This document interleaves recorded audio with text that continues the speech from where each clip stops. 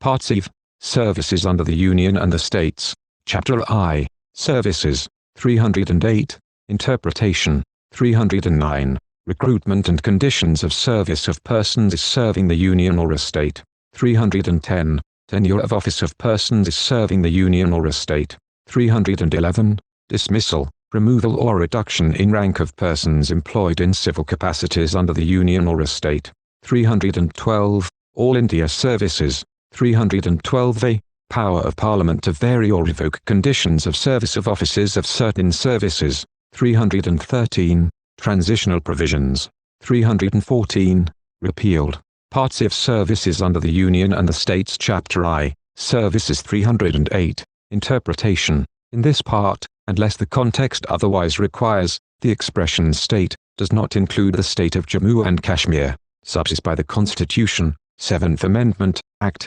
1956, as 29 and sch, for means a state specified in Part A or Part B of the First Schedule, WEF, the 1st of November 1956, 309, Recruitment and Conditions of Service of Persons serving the Union or a State. Subject to the provisions of this Constitution, acts of the appropriate legislature may regulate the recruitment and conditions of service of persons appointed to public services and posts in connection with the affairs of the Union or of any state, provided that it shall be competent for the President or such person as he may direct in the case of services and posts in connection with the affairs of the Union, and for the Governor of a state or such person as he may direct in the case of services and posts in connection with the affairs of the state, to make rules regulating the recruitment and the conditions of service of persons appointed to such services and posts until provision in that behalf is made by or under an act of the appropriate legislature under this article, and any rules so made shall have effect subject to the provisions of any such act.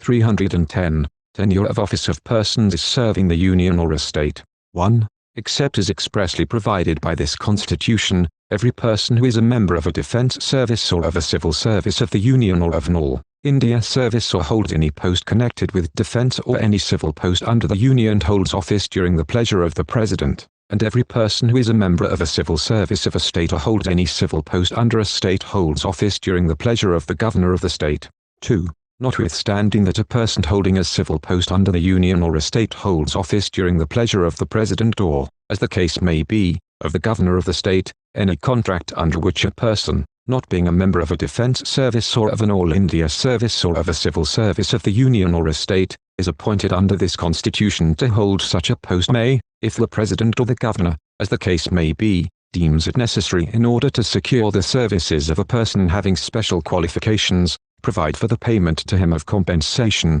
if before the expiration of an agreed period that post is abolished or he is, for reasons not connected with any misconduct on his part, required to vacate that post. 311. Dismissal, removal or reduction in rank of persons employed in civil capacities under the Union or a state. 1. No person who is a member of a civil service of the Union or an all India service or a civil service of a state or holds a civil post under the Union or a state shall be dismissed or removed by an authority subordinate to that by which he was appointed. 2. No such person as aforesaid shall be dismissed or removed or reduced in rank except after an inquiry in which he has been informed of the charges against him and given a reasonable opportunity of being heard in respect of those charges, provided that where it is proposed after such inquiry, to impose upon him any such penalty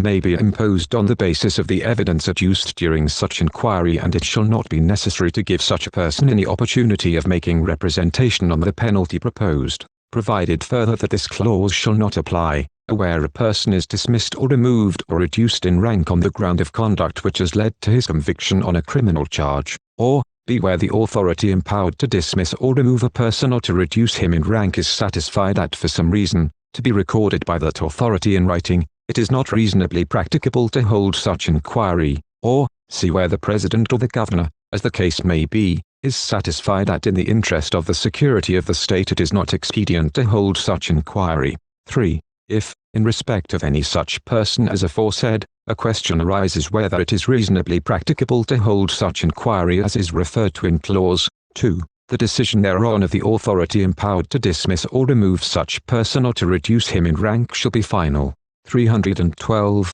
All India Services. 1. notwithstanding anything in Chapter VI Part 6 or Part 11, if the Council of States has declared by resolution supported by not less than 2/3 of the members present and voting that it is necessary or expedient in the national interest so to do, Parliament may by law provide for the creation of one or more All India services, including an All India Judicial Service, common to the Union and the States, and, subject to the other provisions of this chapter, regulate the recruitment and the conditions of service of persons appointed to any such service. 2. The services known at the commencement of this Constitution as the Indian Administrative Service and the Indian Police Service shall be deemed to be services created by Parliament under this article. 3. The All India Judicial Service referred to in Clause 1, shall not include any post inferior to that of a district judge as defined in Article 236. 4. The law providing for the creation of the All India Judicial Service aforesaid may contain such provisions for the amendment of Chapter VI Part 6 as may be necessary for giving effect to the provisions of that law, and no such law shall be deemed to be an amendment of this Constitution for the purposes of Article 368.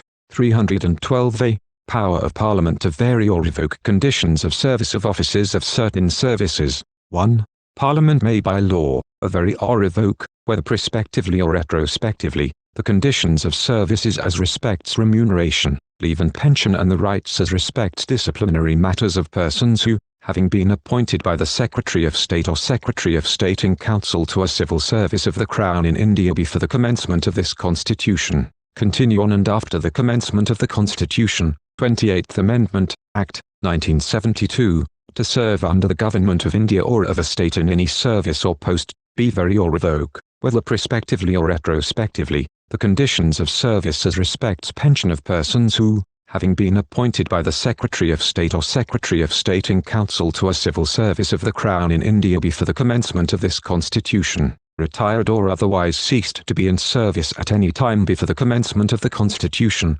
28th Amendment, Act, 1972, provided that in the case of any such person who is holding or has held the office of the Chief Justice or other Judge of the Supreme Court or a High Court, the Controller and Auditor General of India, the Chairman or other member of the Union or a State Public Service Commission or the Chief Election Commissioner, nothing in subclause A or subclause B shall be construed as empowering Parliament to vary or revoke, after his appointment to such post, the conditions of his service to his disadvantage except in so far as such conditions of service are applicable to him by reason of his being a person appointed by the Secretary of State or Secretary of State in Council to a civil service of the Crown in India. 2. Except to the extent provided for by Parliament by law under this article, nothing in this article shall affect the power of any legislature or other authority under any other provision of this Constitution to regulate the conditions of service of persons referred to in Clause 1. 3. Neither the Supreme Court nor any other court shall have jurisdiction in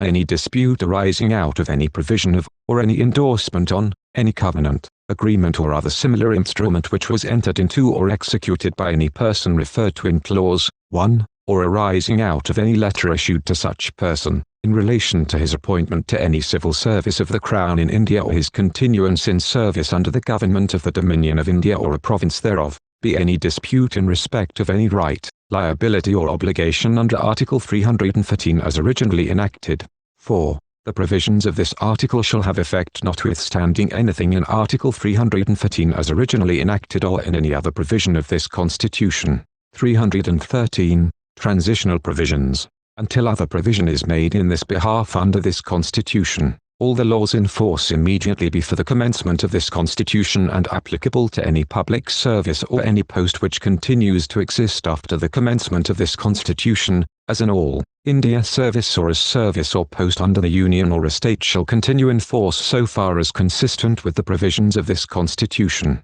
314. Provision for protection of existing offices of certain services, omitted by the Constitution, 28th Amendment, Act, 1972, as 3, WEF, the 29th of August 1972.